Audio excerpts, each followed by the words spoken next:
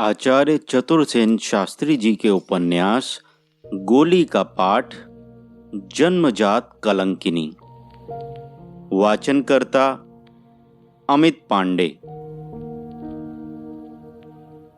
जन्मजात अभागिनी हूं, स्त्री जाति का कलंक हूं।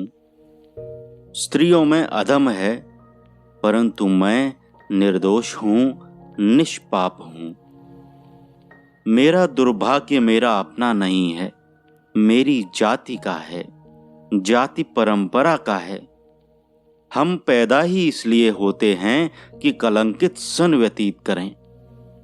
जैसे मैं हूं ऐसी ही मेरी माँ थी, परदादी थी, उनकी दादियां सादियां थीं।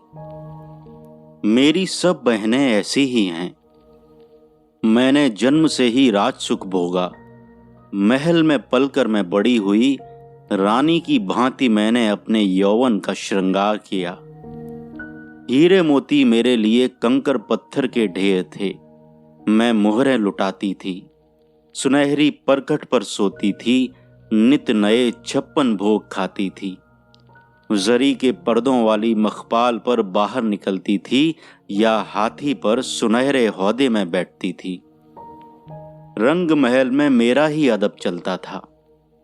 दासियां और बांदियां हाथ बांधे मेरी सेवा में रहती थीं। राजा मेरे चरण चूमता था। मेरी भौहों पर तनिक सा बल पड़ते ही वह बदहवास हो जाता था। उसका प्रेम समुद्र की भांति अथाह था। प्रजा उसके आतंक से कांपती थी। वह अपने हाथों मेरा श्रृंगार करता, मेहंदी लगाता, जूड़े में फूल गूंदता, इत्र और सुगंधों की देशी विलायती शीशियां मेरे अंग पर बिखेरता रहता। दिन में मैं 5 बार पोशाक बदलती थी, नित्य उपटना करती थी। पान मेरे लिए महोबे से आते थे और साड़ियां बनारस से। दर्जी मेरे पौर में बैठकर मेरे लिए नित नई पोशाकें सीता था। मेरा रसोड़ा अलग था। राजा मेरे ही साथ कांसा आरोगता था। मेरे झूठे टुकड़े उसे बहुत प्रिय थे। दिन में रात में वह मुझे निहारता। कभी चंदा कहता, कभी चांदनी, कभी चंपा कहता, कभी चमेली, कभी गुलाब कहता, कभी मालती। उसकी उपमाएं कभी कभी फूहड़ हो जाती थीं, पर इसकी उसे चिंता न थी। कल मुहे विधाता ने मुझे जो यह जला रूप दिया, वह उस रूप का दीवाना था, प्रेमी पतंगा था। एक ओर उसका इतना बड़ा राजपाट और दूसरी ओर वह स्वयं भी मेरे चरण की इस कनी अंगुली के नाखून पर न्यौछावर था। उससे मुझे 5 संतानें हुईं, 3 लड़कियां और 2 लड़के। लड़कियां सब मेरी जैसी उजागरी थीं और लड़के उसके अनुरूप। मेरी यह 5 संतानें राजा ही के औरत से हुईं, पर वह उनका पिता न था। पिता था मेरा पति, जिसका कर स्पर्श मैंने केवल एक बार, जब मैं 20 वर्ष की थी, विवाह मंडप में किया था। उसके बाद वह मेरी चाकरी में हाजिर रहा। पूरे 21 वर्ष जब तक मैं रंग महल में रही, मेरा अंग स्पर्श करना उसके लिए अवैध था।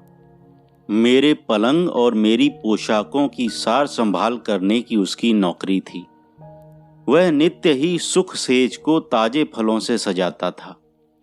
हर बार मेरी नई पोशाक मेरी खिदमत में हाजिर करता और उतारी हुई को सहेज कर रखता, पर मेरी सेज पर वह अपनी अंगुली का भी स्पर्श नहीं कर सकता था।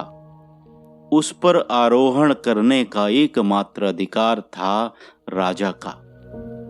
राजा और मैं एक थाल में भोजन करते। उसमें बहुत सी जूठन बच रहती।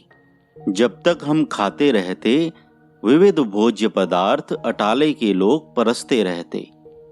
परोसगारी कुछ खाने न खाने पर निर्भर न थी, यह रिवाज ही था। हमारा जूठन से भरा थाल मेरे पति का ही हिस्सा था, वह उसे ही मिलता था।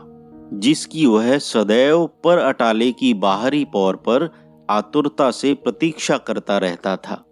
हमारे शयन मंदिर के बाहर वह रात भर हाजिर रहकर पहरा देता था।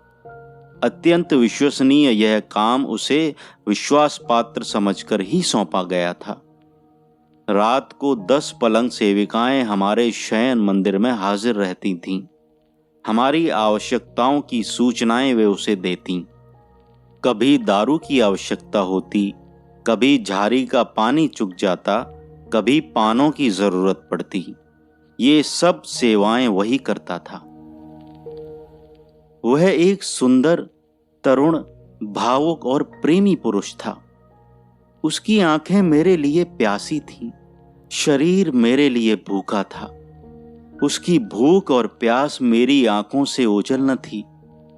राजा के जर्जर और रोगी तथा घावों से भरे हुए शरीर की अपेक्षा उसकी जवानी का भरा पूरा गठीला परिश्रमी शरीर मेरे लिए कम लोभ की वस्तु न थी।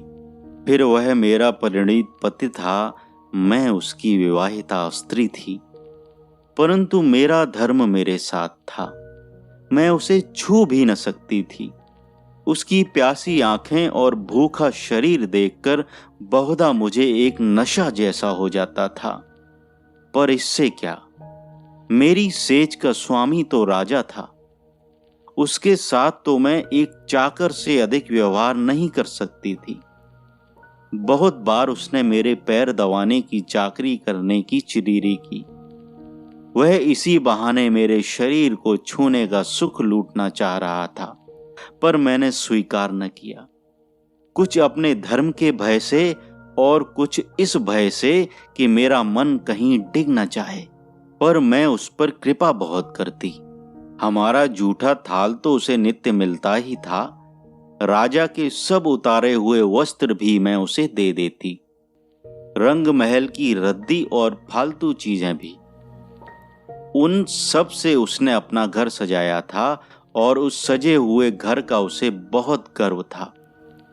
उसने बहुत बार चिरौरी की कि एक बार मैं उसके घर को अपने चरणों से पवित्र करूं, पर 21 वर्ष तक भी उसकी यह इच्छा मैं पूर्ण न कर सकी। अलबत्ता बच्चे सब उसी के पास रहते थे। उनकी पूरी सार संभाल उसी पर थी। वह उनका पिता था। वे उसकी औरत से उत्पन्न नहीं हुए थे, वे उसकी पत्नी से उत्पन्न हुए थे। मैं उसकी पत्नी थी, पर मुझसे उन बच्चों का कोई सरोकार न था। पाठक पाठिकाओं को मेरी यह कहानी निराली सी लगेगी, अटपटी सी लगेगी। अटपटी मुझे भी लगती है। स्त्री हूं, स्त्री हृदय रखती हैं, कुछ बुद्धि भी है। इसी से तो कहती हूं कि जन्मजात अभागिन हूं, स्त्री जाति का कलंक हूं। स्त्रियों में अधम हूं, परंतु मैं निर्दोष हूं, निष्पाप हूं। मेरा दुर्भाग्य मेरा अपना है, मेरी जाति का है, जाति परंपरा का है, क्योंकि मैं कोली हूं। आचार्य चतुरसेन शास्त्री जी के उपन्यास गोली से पाठ, जन्मजात कलंकिनी। वाचनकर्ता अमित पांडे।